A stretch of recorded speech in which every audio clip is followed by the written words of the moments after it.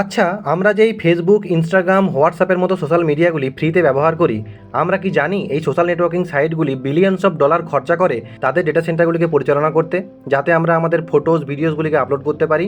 তাহলে এখন প্রশ্ন হচ্ছে, এই নেটওয়ার্কিং সাইটের মালিকরা কোটি কোটি ডলার খরচা করে ডেটা সেন্টারগুলিকে পরিচালনা করলেও এই অ্যাপগুলি আমাদের মোবাইলে ব্যবহার করতে কেন কোনো মূল্য দিতে হয় না? তাহলে স্বাভাবিকভাবে মনে হতেই পারে যে আজকের দিনে যেখানে মানুষ বেলুনে হাওয়া ভরে আর জলের বদলে জল ভরে মানুষকে বিক্রি করে দিচ্ছে, সেখানে এই সোশ্যাল মিডিয়া কোম্পানিগুলি এত কিছু আপনাকে ফ্রিতে কেন দিচ্ছে? বা তাদের ইনকামের উৎসটাই বা কী? অনেকে মনে করেন আমরা হয়তো যে টাকা দিয়ে ইন্টারনেট রিচার্জ করাই, সেখান থেকেই হয়তো ফেসবুক, ইনস্টাগ্রামের মতো সোশ্যাল নেটওয়ার্কিং সাইটগুলি কিছু টাকা উপার্জন করে। আবার কেউ কেউ মনে করেন তারা আমাদের ডেটা ব্যবহার করে, যা থেকে হয়তো টাকা আসে। এর মধ্যে আবার কেউ কেউ মনে করেন আমরা যখন সোশ্যাল মিডিয়া অ্যাপে অ্যাকাউন্ট ওপেন করি, তখন আমরা আমাদের নাম, ইমেল আইডি আর একটা মোবাইল নাম্বার ছাড়া তো আর কিছুই দিই না। তাহলে সেই ডেটা থেকে তারা কী আর করে নেবে? আমাদের লুকানোর মতো তো আর কিছুই নেই। কিন্তু ব্যাপারগুলি আমরা যতটা সহজভাবে ভাবছি, আসলে ব্যাপারগুলি এতটাও সহজ নয়। তাই চলুন আজকে জেনে আসি যে কিভাবে আপনি যে জিনিসটি কেনার কথা ভাবেন সেটির অ্যাড আপনার মোবাইল স্ক্রিনে ভেসে ওঠে। বা একটি BMW গাড়ির অ্যাড তাকেই কিভাবে দেখানো হয় যার ওই গাড়ি কেনার সামর্থ্য আছে। গরিব মানুষের কাছে সেই অ্যাড কেন যায় না?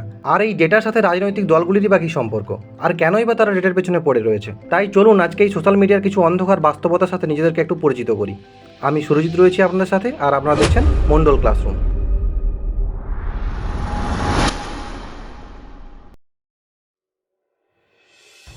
বর্তমান সময়ে যদি আমি বলি সবচেয়ে দামি জিনিস কী, তাহলে উত্তর হবে মানুষের অ্যাটেনশন।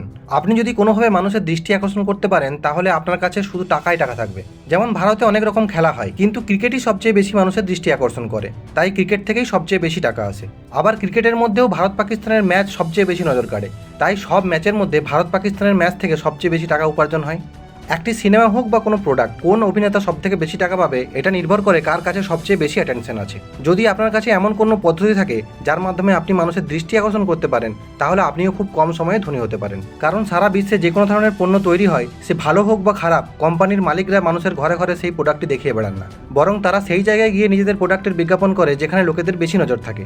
এভাবেই লোকেরা সেই প্রোডাক্ট সম্পর্কে জানতে পারে। যদি একটি স্টেশনে বেশি ভিড় হয় আর একটি স্টেশনে কম ভিড় হয়, তবে যে স্টেশনে লোক বেশি সেখানে বিজ্ঞাপন দেখানোর জন্য বেশি টাকা দিতে হবে।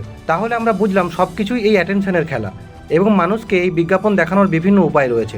এবং এই সবগুলো বাজারে আরও জায়গা করে নেয় যখন বাজারে টেকনোলজি আপগ্রেড হয় এবং সোশ্যাল মিডিয়ার রমরমা সামনে আসে। এবং তারা আসার পর এই পুরো গেমটিকে অনেক বেশি আপগ্রেড করেছে। বর্তমান সময়ে আপনি দেখতে পাবেন ইউটিউব, টুইটার, স্ন্যাপচ্যাট, লিঙ্কডইন সমস্ত social media প্ল্যাটফর্মগুলি crore crore dollar আয় করে। তাই ফেসবুকের মার্ক জুকারবার্গ, অ্যামাজনের জেফ বেজোস, গুগলের ল্যারি পেজ, টিকটকের জ্যাং ইমিং, এই সমস্ত টেক বিলিয়নিয়াররা বর্তমান সময়ে সবচেয়ে শক্তিশালী ব্যক্তি হয়ে উঠেছেন। এবং এদের বেসিক ফান্ডা হলো এনারা অ্যাপের মাধ্যমে মানুষকে বিনামূল্যে সামাজিক যোগাযোগ মাধ্যম এবং এন্টারটেনমেন্ট দিয়ে তাদের ডেটা নিজেদের কাছে সঞ্চিত করে রাখা, এবং তারপর সেই ডেটার সাহায্যে মানুষের মনোযোগ নিয়ন্ত্রণ করতে সক্ষম হয়। 2030 সালের মধ্যে সোশ্যাল মিডিয়ার সামগ্রিক বাজারের মূল্য $255 বিলিয়ন হতে চলেছে, যেটা হয়তো কোনো কোনো দেশের জিডিপির থেকেও বেশি। আপনি যখনই কোনো একটি সোশ্যাল নেটওয়ার্কিং সাইটে অ্যাকাউন্ট তৈরি করেন, তখন আপনার আর ওই সোশ্যাল নেটওয়ার্কিং সাইটের মধ্যে একটি চুক্তি হয়ে যায়। আর সেই চুক্তিটি হলো যে আপনি আপনার যত ডেটা সেই সোশ্যাল নেটওয়ার্কিং সাইটটিকে ব্যবহার করতে দেবেন, এবং বিনিময়ে সেই সোশ্যাল নেটওয়ার্কিং সাইটটি আপনাকে তার নেটওয়ার্কিং এবং এন্টারটেনমেন্ট দেবে। আপনি খেয়াল করে দেখবেন এই সাইটগুলিতেও অ্যাকাউন্ট তৈরি করার সময় আপনি যে এই টার্মস অ্যান্ড কন্ডিশন বাটনটিতে একটি ছোট্ট ক্লিক করেন, তা একটি আইনি চুক্তিতে সাইন করার মতো। আর এইভাবে এই সোশ্যাল মিডিয়া সাইটগুলি সারা বিশ্বের মানুষের ডেটা সংগ্রহ করে এবং সেই ডেটা থেকে প্যাটার্ন তৈরি করে এবং আপনার হ্যাবিটগুলিকে খুব সূক্ষ্মভাবে অবজার্ভ করে। তারপর বিজ্ঞাপনদাতাদের কাছে গিয়ে তাদের প্রোডাক্ট বিক্রি করার জন্য একটি প্ল্যাটফর্ম দেয়। এই পুরো ঘটনাটিকে আপনি এইভাবে ভাবতে পারেন। ধরুন আপনি একটি সোশ্যাল নেটওয়ার্কিং সাইট বানিয়ে পুরো কলকাতার মধ্যে সবাইকে সেটি ফ্রিতে ব্যবহার করতে দিলেন। এরপর সারা কলকাতার মানুষ সেই সাইটটিকে ব্যবহার করছে একে অপরের সাথে কমিউনিকেট করার জন্য, লাইক করছে, কমেন্ট করছে, ফটো পোস্ট করছে, আর সব দিক থেকেই আপনার কাছে ডেটা আসছে। আর এই অ্যাকাউন্ট বানানোর আগেই তাদেরকে দিয়ে আপনি ক্লিক করিয়ে রেখেছেন যে আপনার ডেটা আমি ব্যবহার করতে পারি। আর এইভাবে পুরো কলকাতার লোকের ডেটা আপনার কাছে চলে এলো। এরপর আপনি সেই ডেটা সংগ্রহ করে ডেটা সায়েন্স এবং অ্যাটেনশন ইঞ্জিনিয়ারের সাহায্যে আপনি এটা বুঝতে পারলেন যে কলকাতার ধর্মতলা এরিয়ার লোকজন সব থেকে বেশি কফি খায় আর একটি স্পেসিফিক টাইমে খায়। তখন আপনি একটি বড় কফি তৈরির কোম্পানির কাছে গেলেন, গিয়ে বলেন কেন আপনারা টিভিতে অ্যাড দেখাচ্ছেন, খবরের কাগজে অ্যাড দিচ্ছেন, এখানে ওখানে ব্যানার লাগিয়ে বেড়াচ্ছেন, তার থেকে ভালো আপনি এই অ্যাডটা আমাকে দিন। আমি এই অ্যাডটা সেই সমস্ত লোককে দেখাবো যারা সত্যি সত্যি কফি অ্যাডিক্টেড বা কফির নেশা আছে, কারণ ওদের সমস্ত হ্যাবিট আমি জানি, আমার কাছে সেই ডেটা রয়েছে। এবং এতে পুরনো যে অ্যাডভার্টাইজমেন্ট দেওয়ার পদ্ধতি ছিল সেটি থেকে এই পদ্ধতিতে অনেক বেশি কনভার্সন হবে। এছাড়া একটা খবরের কাগজে যে অ্যাডভার্টাইজমেন্ট দেওয়া হয় তা দিনে 1-2 বার মানুষ খুলে দেখে এবং বাকি সময় সেই খবরের কাগজটা একটা ঘরের কোণে পড়ে থাকে। কিন্তু বর্তমান সময়ে মোবাইল ফোনটা মানুষের সব থেকে কাছের জিনিস। আর আপনি যদি কোনোভাবে একবার সেই মোবাইলের ভেতর ঢুকে যেতে পারেন, তার থেকে পার্সোনাল আর কি হতে পারে। আর এভাবেই একটি বেসিক মডেল তৈরি হয় যা অ্যাডভার্টাইজমেন্টের একটি আপগ্রেডেড ভার্সন হিসেবে কাজ করা শুরু করে। এবার অনেকের মনে প্রশ্ন থাকতে পারে, আমরা সোশ্যাল নেটওয়ার্কিং সাইটে অ্যাকাউন্ট ওপেন করার সময় নিজের নাম, ইমেল আইডি আর বড়জোর 2 ফ্যাক্টর অথেন্টিকেশনের জন্য নিজের মোবাইল নাম্বার ছাড়া তো আর কিছুই দিইনি, তাহলে এই সাইটগুলি কিভাবে আমাদের সম্পর্কে এত কিছু জানে? দেখুন, আপনি যখন কোনো একটি নেটওয়ার্কিং সাইটে অ্যাকাউন্ট ওপেন করেন তখন আপনার বেসিক ডিটেলস তো দেয়নি, এর সাথে সাথে আপনি কোন পোস্টে লাইক করছেন, কোন পোস্টটিতে কমেন্ট করছেন, কোন ভিডিওটি দেখছেন এবং সেই ভিডিওটি কতক্ষণ ধরে দেখছেন আর কতবার ধরে দেখছেন, কোন দিন আপনি সোশ্যাল মিডিয়া সাইটে বেশি অ্যাক্টিভ থাকেন, কোন দিন আপনি কম অ্যাক্টিভ থাকেন, আর কোন দিন আপনি সোশ্যাল মিডিয়া সাইট ব্যবহার করছেন না, এবং আপনি সোশ্যাল মিডিয়াতে যে ছবি পোস্ট করেন সেই ছবির এক্সিট ডেটা থেকে আপনি কোন মোবাইল ব্যবহার করে সেই ছবিটি তুলেছেন, ছবিটির সাইজ, তোলার ডেট টাইম এবং কোন লোকেশন থেকে ছবিটি তুলেছেন, অর্থাৎ সেই ছবিটি থেকে আপনার জিপিএস কোঅর্ডিনেটস পর্যন্ত পাওয়া যায়। বিশ্বাস না হলে আপনি অনলাইনে যে কোনো একটি ছবির এক্সিট ডেটা চেক করে দেখবেন যে আপনার একটি ছবিতে কত রকমের ডিটেলস থাকে। আর এই সমস্ত ডিটেলস সোশ্যাল নেটওয়ার্কিং সাইটগুলি সেভ করে রাখে। এই লাইক, কমেন্ট, শেয়ার বাটনগুলো এক রকমের ট্র্যাকারের মতো কাজ করে, যেটা একটানা আপনার সমস্ত online activity information social media সাইটকে দিতে থাকে। এই যে লাইক, কমেন্ট, শেয়ার করে ছোট ছোট ডেটা আপনি সোশ্যাল মিডিয়া সাইটকে কন্টিনিউয়াসলি দিতে থাকেন, আপনি যদি এগুলো দেওয়া বন্ধ করে দেন তাহলে আপনি এদের কোনো কাজের না। সেক্ষেত্রে এই সোশ্যাল নেটওয়ার্কিং সাইটগুলি আপনাকে তাদের প্ল্যাটফর্ম ব্যবহার করতে দেবে না। 2018 সালে ফেসবুকের সিইও একটি ইন্টারভিউতে বলেছিলেন, যদি কেউ বলে আমাদের ডেটা ব্যবহার করবেন না, কোনো অ্যাডভার্টাইজারকে দেবেন না, তাহলে সেক্ষেত্রে তাদের এই প্ল্যাটফর্ম ব্যবহার করার জন্য টাকা দিতে হবে। কিছু বছর আগে পর্যন্ত আপনি যখন কোনো ওয়েবসাইট লগ ইন করতেন তখন বারবার আপনাকে লগ ইন ডিটেলস যেমন ইউজার নেম, পাসওয়ার্ড দিতে হতো। অর্থাৎ আপনি একবার আপনার ডিটেলস দিয়ে লগ ইন করলেন, আবার কিছুক্ষণ পর যদি আপনি লগ ইন করতে চাইতেন আবার আপনার লগ ইন ডিটেলস দিতে হতো।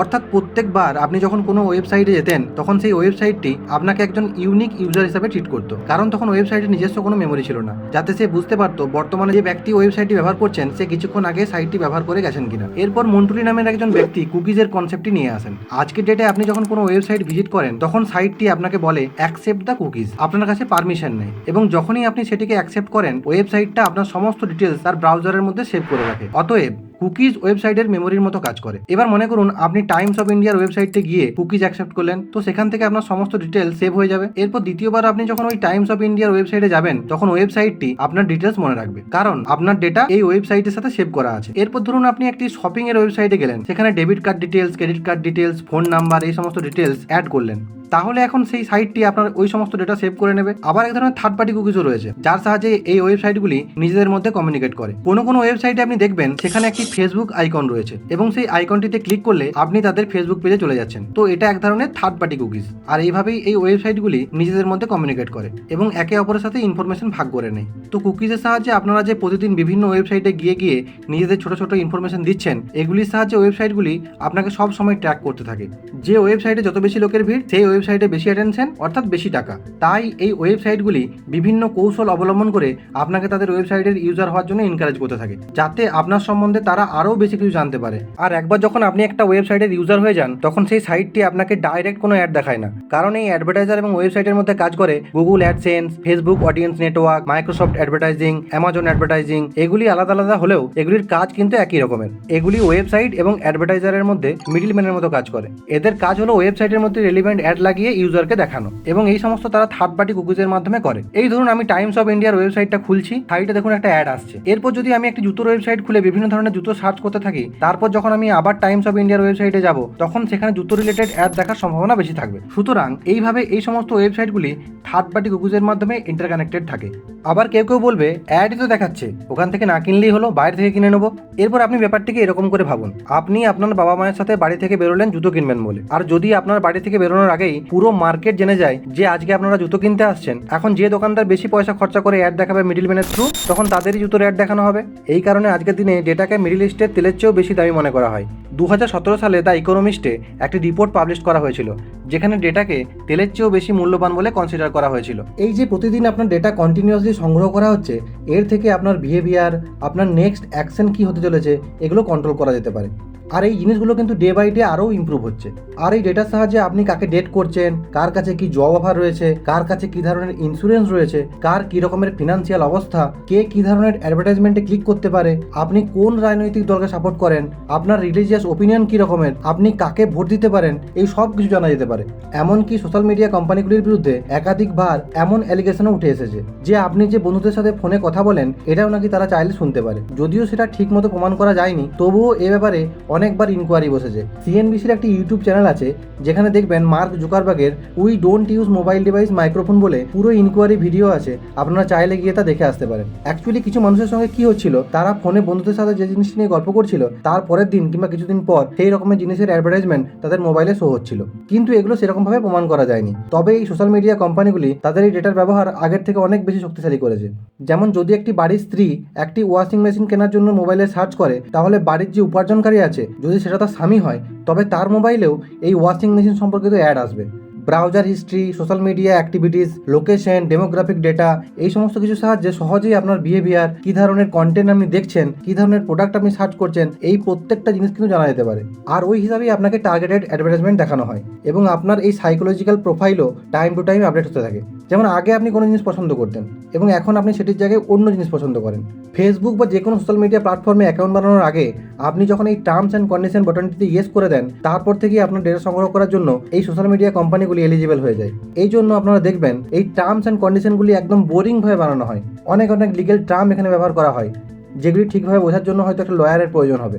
মানে কোনো সাধারণ মানুষের পক্ষে সেটা হয়তো পড়ে উদ্ধার করা সম্ভব নয়, কিন্তু এদের প্ল্যাটফর্মগুলো একদম সিম্পল টু ইউজ হয়, যাতে মানুষ ঘন্টার পর ঘন্টা সেই প্ল্যাটফর্মে কাটিয়ে দিতে পারে। আর জেনে বুঝে এই টার্মস অ্যান্ড কন্ডিশনটিকে 20,000-এরও বেশি শব্দে আর একটা লম্বা ফরম্যাটে বানানো হয়, যাতে এটা দেখতে প্রপার্টি এগ্রিমেন্ট বা কোনো কোর্টের এগ্রিমেন্টের মতো লাগে এবং যেটা মানুষের পড়তেই ইচ্ছা না করে, আর মানুষ যাতে এটিকে না পড়েই ইয়েস করে দেয়। এই টার্মস অ্যান্ড কন্ডিশন নিয়ে পূর্বে অনেক জল খোলা হয়েছে, আর ফেসবুককে অনেকবার বলতে শোনা গেছে যে আমরা একটা স্ট্রিক্ট রুল বানাচ্ছি যাতে ইউজারদের ডেটা সেফ থাকে। তার মানে ফেসবুক আমাদের ডেটা মিস ইউজ করবে না, এটা নিয়ে ফেসবুক নিজেই স্ট্রিক্ট রুল বানাবে।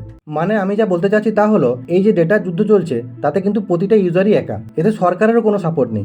আজকাল আপনি নিশ্চয়ই দেখে থাকবেন যে ফেসবুকে অনেকেই পোস্ট করেন যে ফেসবুককে আমি অনুমতি দিই না আমার ডেটা ব্যবহার করার, কিন্তু এইসব করে কিছুই হবে না, কারণ টার্মস অ্যান্ড কন্ডিশনে ডেটা দেওয়ার অনুমতি আগেই দেওয়া হয়ে গেছে। 2013 সালে একটি ডকুমেন্টারি এসেছিল, terms and condition may apply. আপনি এটি দেখতে পারেন। এখানে দেখানো হয়েছে কিভাবে এই সোশ্যাল মিডিয়া কোম্পানিগুলি আপনার ডেটা লিক করে এবং কিভাবে আপনার ডেটার মিস ইউজ করা হয় এবং কিভাবেই বা আপনার ডেটা বড় বড় কোম্পানির কাছে বিক্রি করে দেওয়া হয়। আবার এই সোশ্যাল মিডিয়াগুলি নিজেদের মধ্যেও কম্পিটিশন লক্ষ্য করা যায়, কারণ যে সোশ্যাল মিডিয়ার কাছে যত বেশি ভিড় থাকবে সেই সোশ্যাল মিডিয়া তত বেশি ডেটা সঞ্চয় করবে, আর সেই সোশ্যাল মিডিয়ার কাছে তত বেশি টাকা থাকবে। আর এই প্রচুর পরিমাণ ডেটা থেকে এই সোশ্যাল মিডিয়া কোম্পানিগুলি সমস্ত মানুষের একটি প্যাটার্ন তৈরি করে, যাতে আরও অ্যাকুরেটলি গেস করা যায় যে ইউজারের নেক্সট স্টেপ কী হতে চলেছে। তাই এই সোশ্যাল মিডিয়ার কোম্পানিগুলি শুধুমাত্র একটাই যেটার জন্য তারা দিন রাত এক করে কাজ করে চলেছে, যে কোনোভাবেই হোক আপনি এদের অ্যাপে পড়ে থাকুন। তাই নেটফ্লিক্সের ওনারা একবার বলেছিলেন যে ফেসবুক ইউটিউব তো আমাদের কম্পিটিটর বটেই, কিন্তু এই মার্কেটটা প্রচুর বড়, তাই আমাদের সবথেকে বড় কম্পিটিটর হলো মানুষের ঘুম বা স্লিপ টাইম,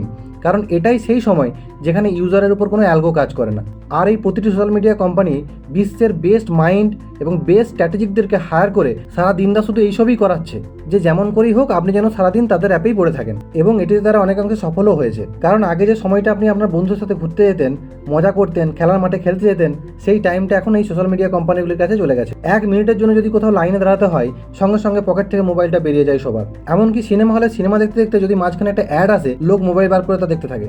আগে বাথরুমে বসে যে টাইমটা আপনি বিভিন্ন ভাবনা চিন্তা করতেন, সেই টাইমটাও এখন ওদের কাছে চলে গেছে। এখন লোক বিনা মোবাইল নিয়ে বাথরুমেও যায় না। আগে হাজব্যান্ড ওয়াইফ বসে বসে যে গল্প করতো, এখন তারাও একটু সময় পেলে নিজের ফোনে লেগে থাকে। আপনারা কখনো কখনো শুনে থাকবেন হাজব্যান্ড ওয়াইফের মধ্যে ঝগড়া হচ্ছে সব সময় এই মোবাইল ব্যবহার করার জন্য।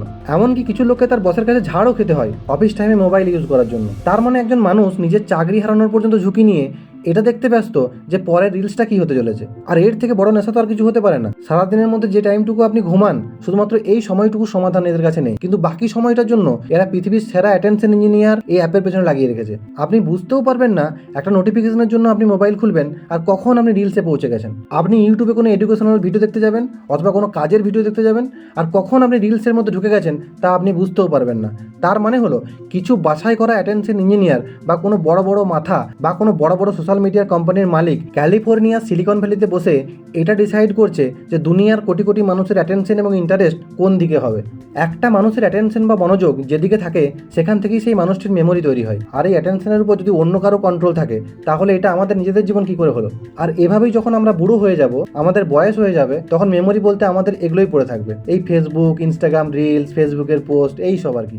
যদি শুধুমাত্র প্রোডাক্ট বিক্রির জন্য বিজ্ঞাপন দেখানোর ব্যাপারটা হতো তাহলে সেটাও ঠিক ছিল, কিন্তু এর সাথে সাথে এই ডেটা দিয়ে আপনার সামাজিক এবং রাজনৈতিক আচরণ নিয়ন্ত্রণ করা হয়। বিগ ডেটা বা ডেটা মাইনিং এর মতো প্রযুক্তি ব্যবহার করে লার্জ অ্যামাউন্ট অফ ডেটা অর্থাৎ সমগ্র জনসংখ্যার বিহেভিয়ার এবং তার প্যাটার্নও বোঝা যায়। এরপর ধরুন কিছু মানুষ আছে যারা তৃণমূল পার্টি সাপোর্ট করে, আবার কিছু মানুষ আছে যারা বিজেপিকে সাপোর্ট করে, এবং কিছু মানুষ আছে যারা কিছুটা নিউট্রাল ধরনের। এরপর যে সমস্ত মানুষ একটু নিউট্রাল ধরনের তাদেরকে বেশি বেশি অন্য পার্টি বিরোধী কন্টেন্ট দেখিয়ে কনভার্সন করা যেতে পারে। কয়েক বছর আগে পর্যন্ত আপনি যে সমস্ত বন্ধুদেরকে আপনার প্রোফাইলে অ্যাড করে রাখতেন, সোশ্যাল মিডিয়া শুধুমাত্র তাদের কন্টেন্টই আপনাকে দেখাতো। কিন্তু আজকের দিনে আপনি দেখবেন আপনি যে কাউকে ফলো করেন না কেন, এই সোশ্যাল মিডিয়া প্ল্যাটফর্মগুলি আপনাকে নিজের থেকে বিভিন্ন কন্টেন্ট সাজেস্ট করে, যে আপনাকে ভালো কন্টেন্ট দেখাবে, যাতে আপনি বহু কিছু শিখতে পারবেন, যাতে সমাজের উপকার হয়। এইসব নিয়ে এই সোশ্যাল মিডিয়ার কোনো মাথা ব্যথা নেই। তারা চায় শুধু আপনি তাদের অ্যাপে পড়ে থাকুন। তার জন্য সব সময় আপনার ডেটা অ্যানালাইজ করে আপনাকে এমন কন্টেন্ট পরিবেশন করা হয় যাতে আপনি বেশি সময় সেই অ্যাপটিতে পড়ে থাকেন। কারণ এই সোশ্যাল মিডিয়া কোম্পানিগুলিতে কন্ট্রোভার্সিয়াল পোস্ট বেশি তাড়াতাড়ি ভাইরাল হয়ে যায়। ধরুন আপনি একটি ফেসবুকে পোস্ট করলেন, রোহিত শর্মা খুব ভালো প্লেয়ার, ওনার খেলা দেখতে আমার খুব ভালো লাগে। সেই সঙ্গে আপনি আরেকটি পোস্ট লিখলেন যে রোহিত শর্মা পৃথিবীর শ্রেষ্ঠ প্লেয়ার, না তার মতো কেউ পৃথিবীতে আছে, আর না কেউ ভবিষ্যতে জন্ম নেবে। এই দুটি পোস্টের মধ্যে দ্বিতীয় পোস্টটিতে বেশি কমেন্ট পড়বে, বেশি মানুষের রিয়াকশন লক্ষ্য করা যাবে, এবং এই পোস্টটি সোশ্যাল মিডিয়াতে বেশি তাড়াতাড়ি ভাইরাল হবে। কারণ এই সোশ্যাল মিডিয়া সাইটগুলির অ্যালগরিদম ঠিক এইভাবেই কাজ করে। আর এই social media content, shorts, reels এগুলি এমনভাবে আপনার সামনে তুলে ধরা হয় যেন মনে হয় প্রতিটি স্ক্রোলে আপনার জন্য একটি নতুন সারপ্রাইজ রয়েছে। পরের রিলসে আপনি নতুন কিছু দেখতে চলেছেন, এই আশায় একজন ব্যক্তি এই অ্যাপগুলিতে 4-5 ঘন্টা কাটিয়ে দেয়। আর একটানা এতক্ষণ মোবাইল নিয়ে ঘাটাঘাটি করার পর একটি সাধারণ মানুষের মস্তিষ্কের মধ্যে এত বেশি পরিমাণ ডোপামিন নিঃসৃত হয় যে আপনার কাজে মনোযোগ দেওয়া খুবই কঠিন হয়ে পড়ে। আর যারা স্পেশালি স্টুডেন্ট আছো তারা এই জিনিসটিকে লক্ষ্য করবে যে একটানা এতক্ষণ রিলস দেখার পর তৎক্ষণাৎ পড়াশোনাতে মন বসানোটা কতটা কঠিন হয়ে দাঁড়ায়। আর এই মোবাইলের নোটিফিকেশনটিকে ইচ্ছাকৃতভাবে লাল রঙের রাখা হয়, কারণ এটি অন্য কোনো রঙের হলে এতটাও আকর্ষণীয় দেখতে লাগবে না। তাই যদি আপনি মোবাইল বন্ধ করে পাশে নামিয়ে রাখেন, তারপর যদি একটা নোটিফিকেশন আসে আর যা হোক করে আপনি মোবাইলটা হাতে নিয়ে নেন, তারপর এদের ইঞ্জিনিয়াররা আপনাকে রিলস পর্যন্ত নিয়ে গিয়ে আপনাকে ছেড়ে দিয়েছে, তারপরেই দম নেবে। আর এই ভিডিওটা আমি বানিয়েছি শুধুমাত্র আপনাকে ভয় দেখানোর জন্য বা সোশ্যাল মিডিয়া ছেড়ে দেওয়ার জন্য, এটা কিন্তু নয়। এই ভিডিওটি শুধুমাত্র সচেতনতা বৃদ্ধির জন্য করা হয়েছে, যাতে আপনি জানতে পারেন দুনিয়াতে কি চলছে, এবং পরের বার সংসদে যখন ডেটা সুরক্ষা বিল আসবে তখন আপনিও যাতে বুঝতে পারেন এই বিলটা কতটা গুরুত্বপূর্ণ। সেই জন্য এই ভিডিওটি করা। আর এমন নয় যে বিজ্ঞাপন দেখানো খুব খারাপ কাজ, সোশ্যাল মিডিয়া জিনিসটা খুব খারাপ। এই সোশ্যাল মিডিয়ার জন্য না জানি কত মানুষের উপকার হয়েছে। এই সোশ্যাল মিডিয়ার জন্য মানুষ একে অপরের সাথে কানেক্টেড থাকতে পারে। এর সাহায্যে এমার্জেন্সিতে আপনি 50টা লোককে একসঙ্গে জড়ো করতে পারেন। এই যে ভিডিওটা আপনি দেখছেন, এটিতে অ্যাড চলছে তাই আপনি এটি ফ্রিতে দেখতে পাচ্ছেন, না হলে হয়তো এটার জন্য আপনাকে পে করতে হতো। এছাড়া এর জন্য অনেক গরিব মানুষের উপকারও হয়েছে। কত মানুষ ফ্রিতে কোডিং শিখে বড় বড় কোম্পানিতে চাকরি পেয়েছে। অতএব সোশ্যাল মিডিয়ার ব্যবহারে অনেক সুবিধাও আছে। আমি শুধু বলতে চেয়েছি এর নেগেটিভ দিকগুলি কীভাবে সমাজের কাছে ক্ষতিকর হতে পারে। তাহলে এগুলো থেকে বাঁচার উপায়, অনেক খোঁজাখুঁজি করার পর এই অ্যাকুরেট ডেটা প্রোটেকশনের জন্য কোনো উপায় খুঁজে না পেলেও এই সোশ্যাল মিডিয়ার ব্যবহার কীভাবে নিয়ন্ত্রণে রাখা যায় সে সম্পর্কে একটু বলি। বিশেষভাবে যারা ছাত্র রয়েছে তাদেরকে বলি, তোমরা তোমাদের পড়াশোনার সময় মোবাইলের নোটিফিকেশন অফ করে রাখতে পারো, যাতে পড়াশোনার মাঝে কোনো ডিস্টারবেন্স না হয়। আর এই সোশ্যাল মিডিয়া অ্যাপগুলির ব্যবহারের টাইমও সেট করে রাখতে পারো, যাতে একটি নির্দিষ্ট টাইম পর সেই সোশ্যাল মিডিয়া অ্যাপগুলি সেই দিনের জন্য ডিঅ্যাক্টিভেট হয়ে যাবে। আর হ্যাঁ, সরকারের কাছেও একটা বিশেষ অনুরোধ, যাতে পরবর্তীতে আরও ভালো ডেটা প্রোটেকশন আইন আনা হয়, যাতে এসব কিছু নিয়ন্ত্রণে আসে। আজকে যে এত সোশ্যাল মিডিয়া, ডেটা, টাকা এসব নিয়ে এত কথা বললাম, অনেকেরই মনে এরকম কিছু প্রশ্ন থাকে যে সরকার তো যত খুশি টাকা ছাপাতে পারে, তাহলে সরকার দিনরাত টাকা ছাপিয়ে সবার দরিদ্রতা কেন দূর করে দিচ্ছেন না? $1 সমান যে 83 টাকা, এই সিদ্ধান্তটা কে নিচ্ছে? আর যদি কেউ এই সিদ্ধান্তটা নিয়েও থাকে তাহলে আমরা সেটা মানছি কেন? আর অতীতে এমন কি ঘটেছিল যে সমস্ত দেশ তাদের নিজস্ব মুদ্রা বা কারেন্সিকে বাদ দিয়ে মার্কিন ডলারকে আন্তর্জাতিক মুদ্রা বানাতে রাজি হয়েছিল? এবং সবচেয়ে গুরুত্বপূর্ণ বিষয় হলো, মানুষ কেনই বা এই গাছের ছাল দিয়ে তৈরি একটা কাগজের টুকরোর জন্য অফিসে, দোকানে গিয়ে 8-9 ঘন্টা করে কাজ করা শুরু করে? এই সব কিছু জানতে আপনারা আমার পরের ভিডিওটি দেখতে পারেন। আর এই ভিডিও ভালো লাগলে মন্ডল ক্লাসরুমে যুক্ত হয়ে সাথে থাকতে পারেন। ধন্যবাদ।